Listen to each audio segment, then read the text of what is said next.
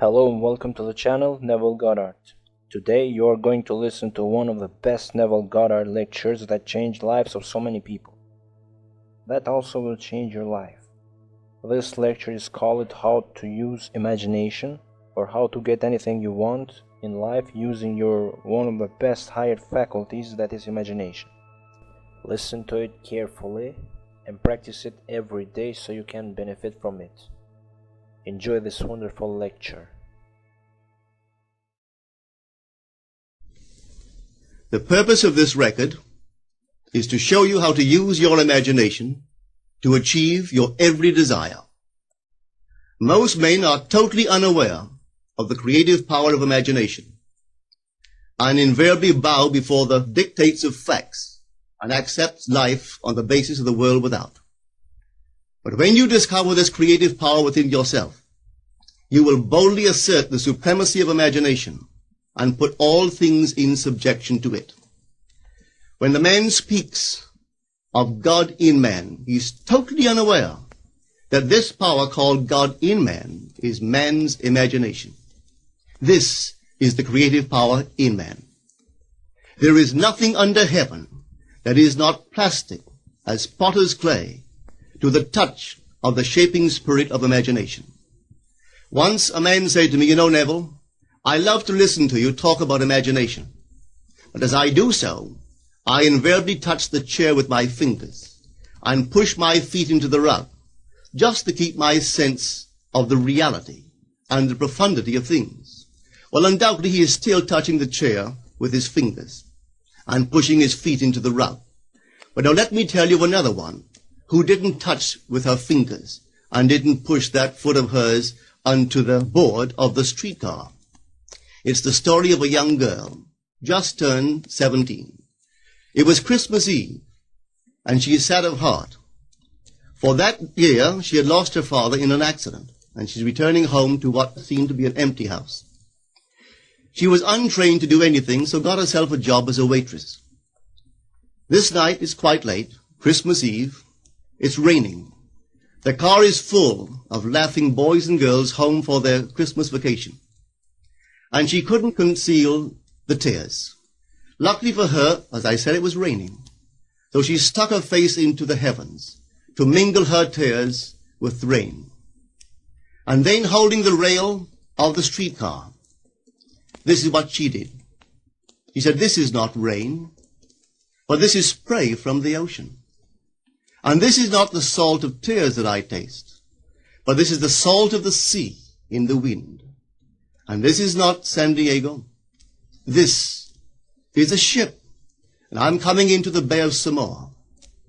And there she felt the reality of all that she had imagined. Then came the end of the journey, and all are out. 10 days later, this girl received a letter from a firm in Chicago saying that her aunt, several years before, when she sailed for Europe, deposited with them $3,000 with instructions that if she did not return to America, this money should be paid to her niece. They had just received information of the aunt's death and were now acting upon her instructions. 1 month later, this girl sailed for Samoa. As she came into the bay, it was late that night, and there was salt of the sea in the wind.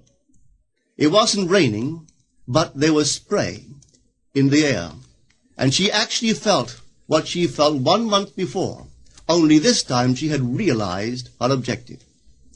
Now this whole record is technique.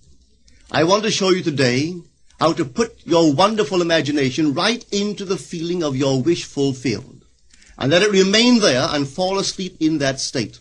And I promise you from my own experience, you will realize the state in which you sleep if you could actually feel yourself right into the situation of your fulfilled desire and continue therein until you fall asleep. As you feel yourself right into it, remain in it until you give it all the tones of reality, until you give it all the sensory vividness of reality. As you do it, in that state, quietly fall into sleep.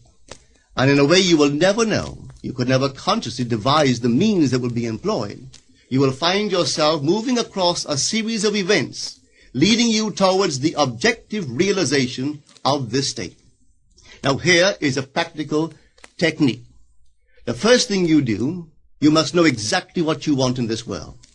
When you know exactly what you want, make as lifelike a representation as possible of what you would see and what you would touch and what you would do and physically moving in such a state. For example, suppose I wanted a home, but I had no money, but I still know what I want.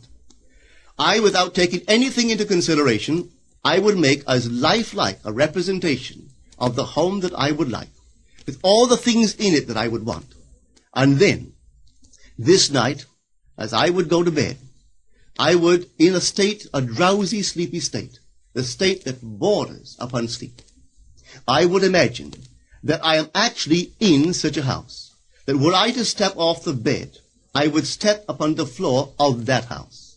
Were I to leave this room, I would enter the room that is adjacent to my imagined room in that house. And while I am touching the furniture and feeling it to be solidly real, and while I am moving from one room to the other in my imaginary house, I would go sound asleep in that state. And I know that in a way I could not consciously devise, I would realize my house. I have seen it work time and time again. If I wanted promotion in my business, I would ask myself what additional responsibilities would be mine were I to be given this great promotion. What would I do? What would I say? What would I see? How would I act?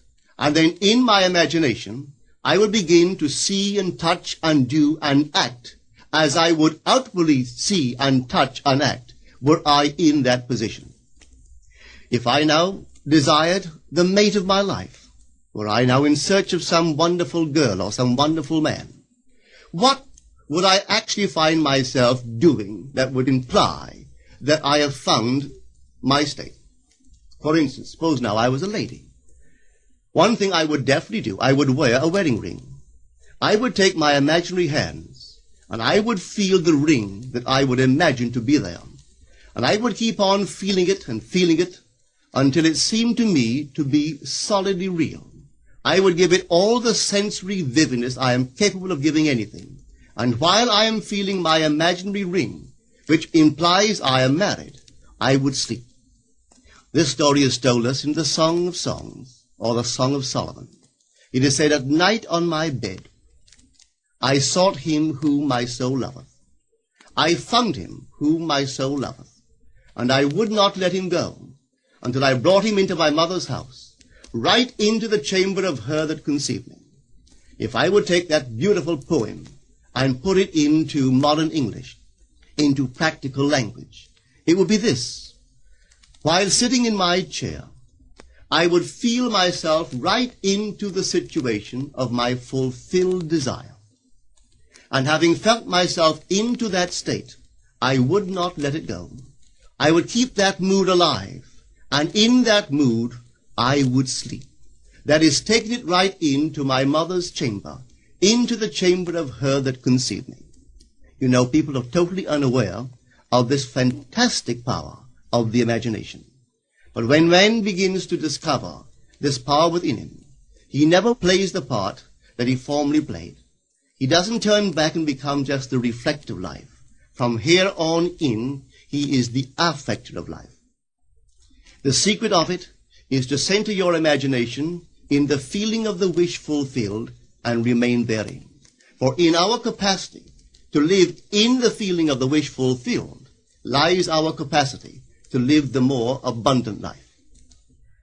Most of us are afraid to imagine ourselves as important and noble individuals, secure in our contribution to the world, just because at the very moment that we start our assumption, reason and our senses deny the truth of our assumption. We seem to be in the grip of an unconscious urge, which makes us cling desperately to the world of familiar things and resist all that threatens to tear us away from our familiar and seemingly safe moorings. But I appeal to you to try it. If you try it, you will discover this great wisdom of the ancients, for they told it to us in their own strange, wonderful, symbolical form. But unfortunately, you and I misinterpreted their stories and took it for history when they intended it as instruction to simply achieve our every objective. You see, imagination puts us inwardly in touch with a world of states. These states are existent. They are present now. But they are mere possibilities while we think of them. But they become overpoweringly real when we think from them and dwell in them. You know, there's a wide difference between thinking of what you want in this world and thinking from what you want. Let me tell you, when I first heard of the strange and wonderful power of the imagination, it was in 1933 in New York City.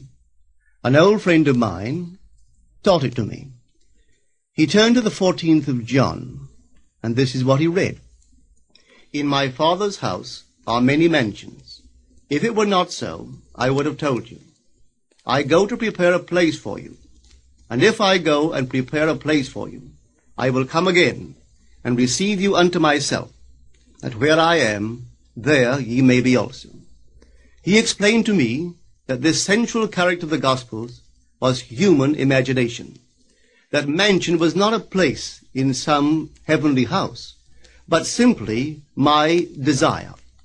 If I would make a living representation of the state desired, and then enter that state and abide in that state, I would realize it.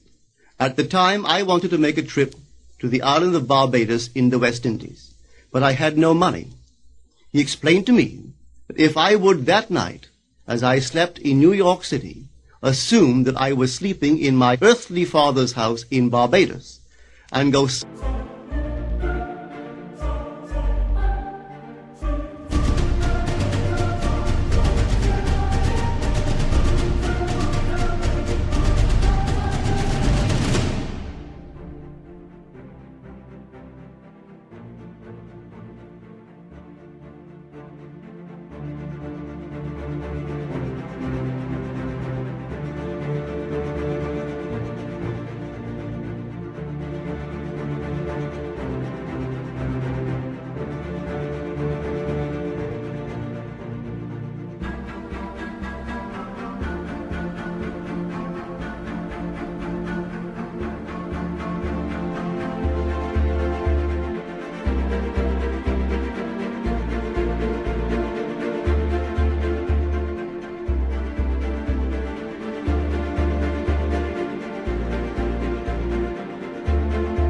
hung to sleep in that state, that I would realize my trip.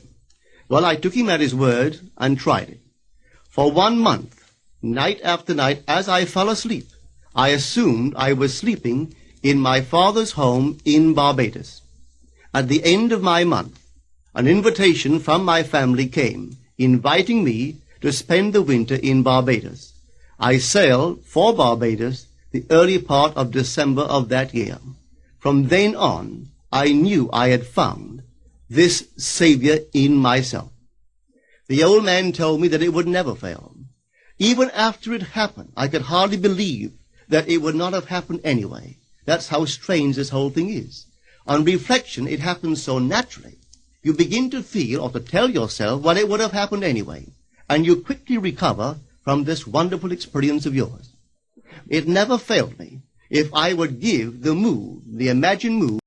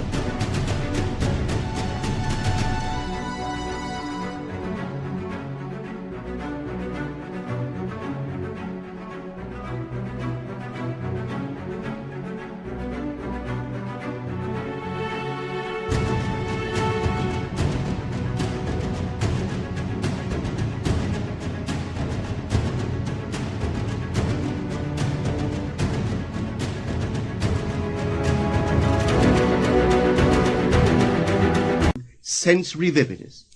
I could tell you unnumbered case histories to show you how it works. But in essence, it's simple. You simply know what you want. When you know what you want, you are thinking of it. That is not enough. You must now begin to think from it. Well, how could I think from it? I am sitting here, and I desire to be elsewhere. How could I, while sitting here physically, put myself in imagination at a point in space removed from this room and make that real to me? Quite easily. My imagination puts me in touch inwardly with that state. I imagine that I am actually where I desire to be. Now, can I tell that I am there? There is only one way to prove that I am there. For what a man sees when he describes his world is as he describes it relative to himself. So what the world looks like depends entirely upon where I stand when I make my observation. So if, as I describe my world, it is related to that point in space I imagine that I am occupying, then I must be there. I am not there physically, no, but I am there in my imagination, and my imagination is my real self. And where I go in imagination and make it real, there I shall go in the flesh also. When in that state I fall asleep, it is done. I have never seen it fail. So this is the simple technique on how to use your imagination to realize your every objective. Here is a very healthy and productive exercise for the imagination. Something that you should do daily. Daily relive the day as you wish you had lived it, revising the scenes to make them conform to your ideals. For instance, suppose the day's mail brought disappointing news. Revise the letter. Mentally rewrite it and make it conform to the news you wish you had received. Or suppose you didn't get the letter you wish you had received. Write yourself the letter and imagine that you received such a letter. Let me tell you a story that took place in New York not very long ago. In my audience sat this lady who had heard me numberless times. And I was telling the story of revision, that man not knowing the power of imagination, he goes to sleep at the end of his day, tired and exhausted, accepting as final all the events of the day. And I was trying to show that man should, at that moment, before he sleeps, he should rewrite the entire day and make it conform to the day he wished he had experienced. Here is the way a lady wisely used this law of revision. It appears that 2 years ago, she was ordered out of her daughter-in-law's home. For 2 years there was no correspondence. She had sent her grandson at least 24 presents in that interval, but not one was ever acknowledged. Having heard the story of revision, this is what she did. As she retired at night, she mentally constructed 2 letters. One she imagined coming from her grandson, and the other from her daughter-in-law. In these letters they expressed deep affection for, and wondered why she had not called to see them. This she did for 7 consecutive nights, holding in her imaginary hand the letter she imagined she had received, and reading these letters over and over until it aroused within her the satisfaction of having heard. Then she slept. On the 8th day, she received a letter from her daughter-in-law. On the inside there were 2 letters, one from her grandson and one from the daughter-in-law. They practically duplicated the imaginary letters that this grandmother had written to herself 8 days before. This art of revision can be used in any department of your life. Take the matter of health. Suppose you were ill. Bring before your mind's eye the image of a friend. Put upon that face an expression which implies that he or she sees in you that which you want the whole world to see. Just imagine he is saying to you that he has never seen you look better, and you reply, I have never felt better. Suppose your foot was injured. Then do this. Construct mentally a drama which implies that you are walking, that you're doing all the things that you would do if the foot was normal, and do it over and over and over until it takes on the tones of reality. Whenever you do in your imagination that which you would like to do in the outer world, that you will do in the outer world. The one requisite is to arouse your attention in a way and to such intensity that you become wholly absorbed in the revised action. You will experience an expansion and refinement of the senses by this imaginative exercise, and eventually achieve vision in the inner world. The abundant life promised us is ours to enjoy now, but not until we have the sense of the Creator as our imagination can we experience it. Persistent imagination, centered in the feeling of the wish fulfilled, is the secret of all successful operations. This alone is the means of fulfilling the intention. Every stage of man's progress is made by the conscious, voluntary exercise of the imagination.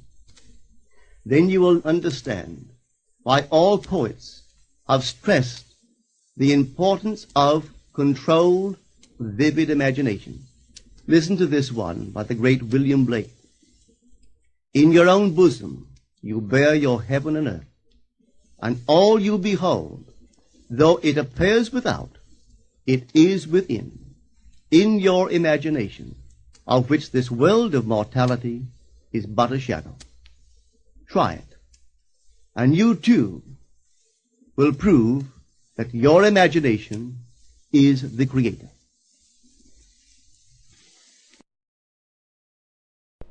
Thanks for watching, and don't forget to subscribe and let me know in the comments what you think about this video. See you in another video.